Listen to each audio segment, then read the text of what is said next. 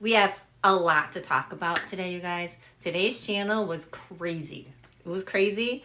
I don't know how you're going to handle it or take it. I don't know how you're going to perceive it. Today's message is kind of a piggyback from last week's message. So if you weren't with me last week, I'm going to recap what we talked about and what the channel was. And I'm going to introduce myself. My name is Susan B. Aurora, and I am an intuitive channel. I am a spiritual teacher. I come here live on TikToks on Sundays, and I give you guys a channeled message.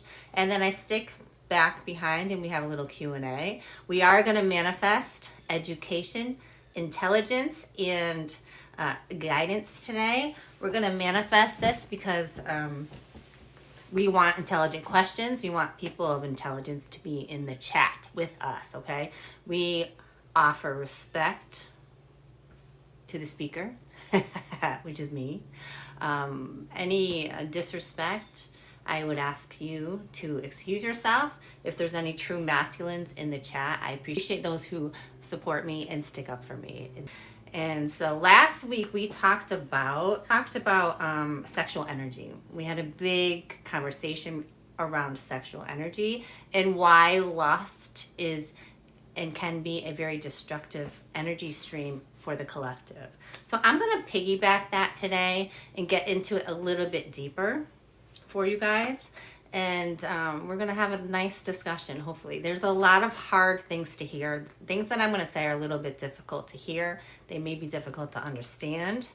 But I want to kind of bring it to the table, okay? I want to lay it out because Spirit really has been in my ear this morning about it. It's a hard message for me to deliver because it's going to be a little controversial. So, don't shoot the messenger. First of all, I want to talk about sexual energy and how it is. We talked about how it is really one of your biggest manifestation tools.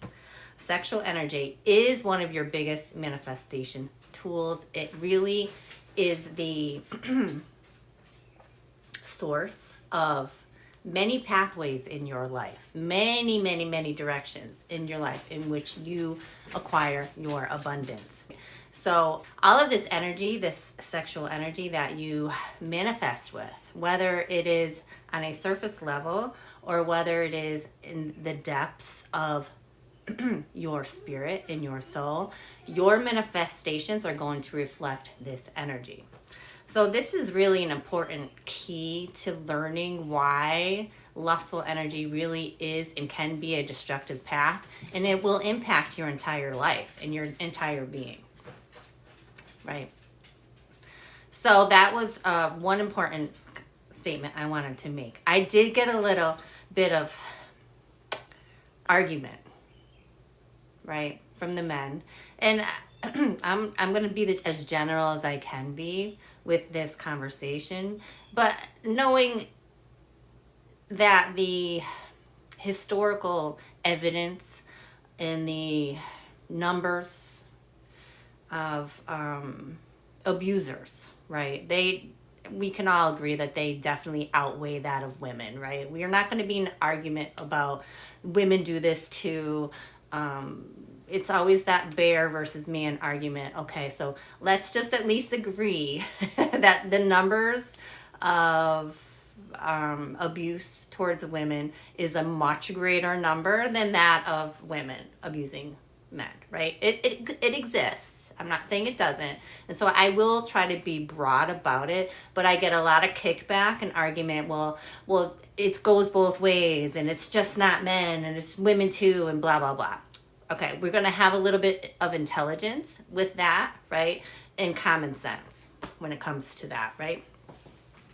So the other argument that I want to address is that there's a lot of belief that men hold, and women probably as well, that it is a human nature to be very lustful. It is human nature to, because we want to be reproductive, right? We want to have children. This is what we're meant to be. And so a lot of the abuses stem from this innate nature of ours to have children and procreate. This is another argument that I've heard from this conversation we had last week. And I know some of you might be confused. Some of you weren't here for this argument. So I did post some of this on my YouTube. So if you are curious to listen to some of the sermon from last week, it is on my YouTube channel. Some of it, a lot of it. Anyways, this argument that, there is this need to procreate. And there is this animalistic nature of us, right? And so that is the kickback that I received at last week as well. But I want to be very clear about this, you guys. Because when you're talking about manifestations, when you have that mindset, okay, when you believe that it's something that you can't control, your desires and your urges and your inability to restrict yourself, or you're driven by a power that is much greater than your self-control, right?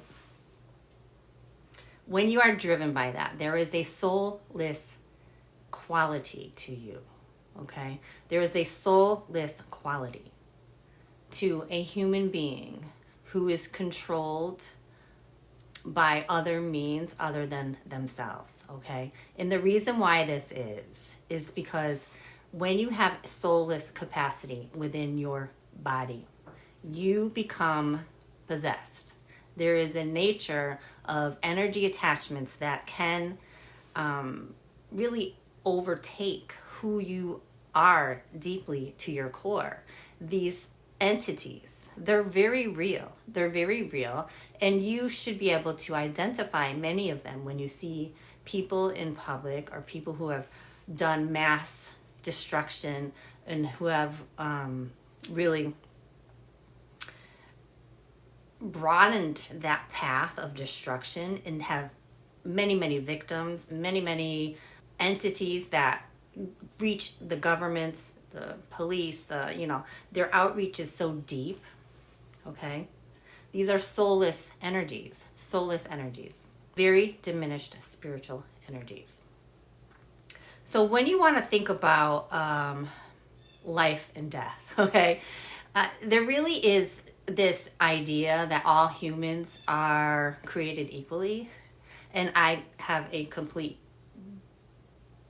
would disagree with that. So a lot of these entities that go down this surface level pathways, these surface level pathways are everywhere. They're intermingled. They are pathways that these entities can attach to, and they can travel, and they can go into all kinds of areas of our life that are toxic. All of these lower diminished energies do require your participation in some way, shape, or form, okay? You allow this access to become part of you when you are incapable of having that control over your own mind, spirit, and body. You lost that control. And you could see the manifestation. I hate this argument that that animalistic argument, because I really want to be clear about this, you guys. That argument that it is animal nature, a lot of animals when they are unhealthy in some way, shape, or form, when they become a danger to society, they get caged, right? You can cage them up. Many of them get euthanized, right? So you have this manifestation happening in this mindset around what you would do with an animal. Should that animal be a danger? If it is dangerous towards children and other humans, you would euthanize this animal, right? So that is the manifestation of that mindset. When you compare a human being who has the capacity to have logic and to think and to control, when that person loses that capacity and they are no longer able to control themselves, they are caged, right? And they can be euthanized. Those are the laws. So I hate that argument. Because it really disempowers men into being able to make decisions for themselves that aren't based on urges and emotions. There is one category of genocide that most divine feminines would support, and I know that this would come up for a lot of argument, and most societies don't even consider it, and I don't know why. Because sexual abuse, rape, and abuse towards children and women and men, okay, I'm going to put the men in there, is the number one spiritual abuses that there is, in my opinion. I don't see any other top tier energies that is as destructive as sexual abuse. I don't see it. It's one of the big ones, right? So, and it's not something, in my opinion, that can be fixed when it comes to rehabilitations. And this has been a long discussion for many, many years with a lot of people, whether or not people who abuse or rape children or women and all the sex trade, whether that is a rehab that that many people can actually fix. I would say no to that. I would say that is not something that can be fixed that way. But again, you have to realize that there's people on this planet who are soulless, who are walking this planet, who do not have the same quality as a regular human being. The same innate energies that are spiritual in nature, right? You can consider this. I am doing a death class, an after-death class and a grief class. And so there's going to be, this is such a great, I love this subject because it is such a subject that when it comes to even abortion and women's rights and determining what, at what point does the spirit enter the body? At what point, when does the soul enter the body, or when it leaves the body? And what determines that light within all of us and that guided energy that we all should possess? And when someone doesn't possess it, at what point are you capable of seeing that energy within itself is a huge determining factor? It is like night and day, right? It is like evil versus good. I mean, it's been something, I'm not saying anything new here to you guys. This has been something that has been in collective energy for a very, very, very, very long time. Very long time. So I did want to touch up on that and kind of have that little bit of conversation because I got so much feedback last week.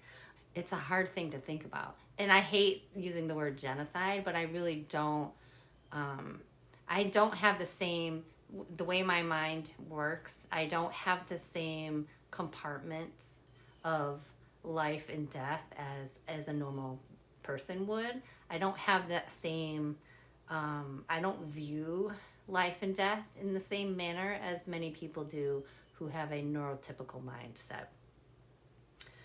So it's very easy for me to see. That there are big differences. And, there are situations where,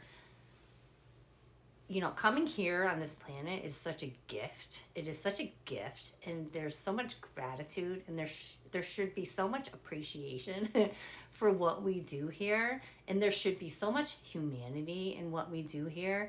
And all that love energy, it's a privilege. It's such a privilege. And when people abuse that privilege and they abuse and they distort that energy,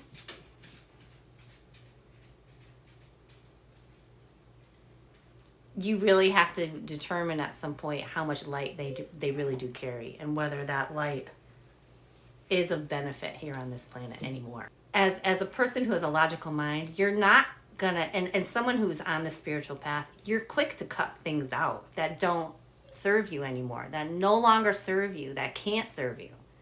You're quick to cut that out. You understand what it does. You understand the weakness of it. You understand the the energy of it, and how that energy manifests in your life still, and how that energy, even though you may not be a part of it fully, but you're around it.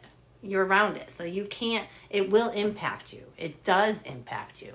And collective energy impacts you regardless of whether you're contributing to it or not. So everybody should care about that.